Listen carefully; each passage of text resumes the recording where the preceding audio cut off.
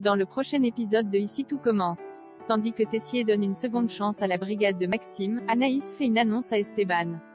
En parallèle, Célia et Stella font connaissance. Attention, les paragraphes qui suivent contiennent des spoilers sur l'épisode d'Ici tout commence diffusé demain soir sur TF1. Si vous ne voulez rien savoir, ne lisez pas ce qui suit. Jeudi 16 décembre dans Ici tout commence. Tessier donne une seconde chance à la brigade de Maxime à la suite de leur échec. Le directeur de l'institut a pris la décision de leur retirer la préparation du menu de Noël. Refusant de baisser les bras, Maxime convoque sa brigade, bien déterminé à retrouver la recette qui avait séduit leur professeur. Sans attendre, les étudiants se mettent au fourneau avec motivation en reprenant étape par étape. De son côté, Elliot débarque dans le bureau de Tessier pour plaider la cause de ses camarades. Conscient qu'il n'a pas assuré ces derniers temps, il déclare que la brigade ne mérite pas d'être punie par sa faute, tandis qu'Elliot est prêt à assumer les conséquences de ses actes. Emmanuel répond qu'il n'a pas besoin de le punir car il le fait déjà très bien tout seul, et de préciser que le soir du réveillon, il ne se privera pas pour humilier ses élèves en rappelant à tout le monde leur échec. De retour au Doubla, Elliot présente ses excuses à Mehdi pour l'avoir blessé.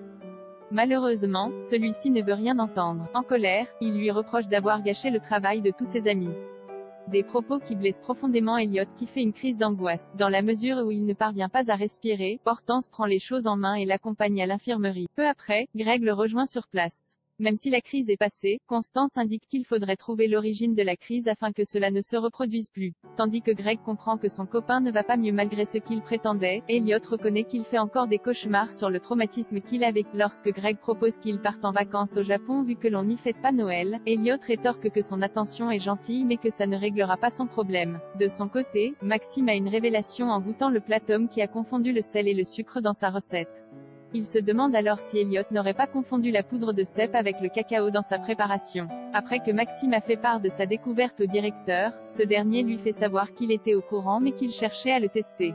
Quand Maxime sollicite ensuite une seconde chance, Emmanuel accepte. Cependant, il compte bien pimenter les choses et attend que le plat soit une explosion de saveurs qui se rapproche du divin. Anaïs fait une annonce à Esteban. Gaël partant en vacances quelques jours et la grand-mère d'Esteban étant tombée malade, Lisandro doit s'occuper de son fils jusqu'au fait. Comme Anaïs ne peut pas l'aider à cause de son travail, le prof de salle est contraint de prendre le petit garçon avec lui pendant le service. Malheureusement, Esteban fait la tête en arrivant à l'institut. En effet, il n'est pas content d'être là parce qu'il devait visiter une caravelle avec ses grands-parents pour les fêtes. Anaïs a beau essayer de le convaincre que l'institut est encore mieux qu'un bateau de pirates, Esteban reste de très mauvaise humeur. Pour lui redonner le sourire, elle a alors l'idée de lui faire croire qu'elle a trouvé une carte au trésor.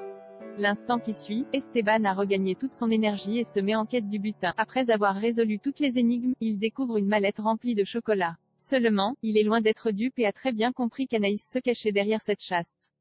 Au moment où Esteban déclare qu'il regrette qu'elle ne vive pas avec son père, Anaïs répond que ce serait beaucoup mieux qu'ils vivent tous ensemble puis annonce qu'elle s'installe chez eux. Heureux, il la prend dans ses bras. Célia et Stella font connaissance à la suite du départ de Ludivine. Stella et Solal peinent à gérer la table des rivières qui croule sous les commandes. En débarquant pour boire un café, Célia propose immédiatement de les aider pour les livraisons. Plus tard, Célia et Stella se croisent dans les rues de Calvière. Tandis qu'elles discutent, un jeune homme vole le téléphone de Stella puis prend la fuite. Les deux jeunes femmes partent alors à sa poursuite et parviennent à récupérer le téléphone. De retour à l'institut, Stella raconte à Célia qu'elle avait peur de perdre les nombreux nudes qu'elle stocke sur son téléphone. Curieuse, la fille Guessac demande à voir les clichés. Subjuguée par la beauté des photos, elle en vient à regretter de ne pas savoir en faire. Et lorsque Stella propose de la photographier, Célia accepte.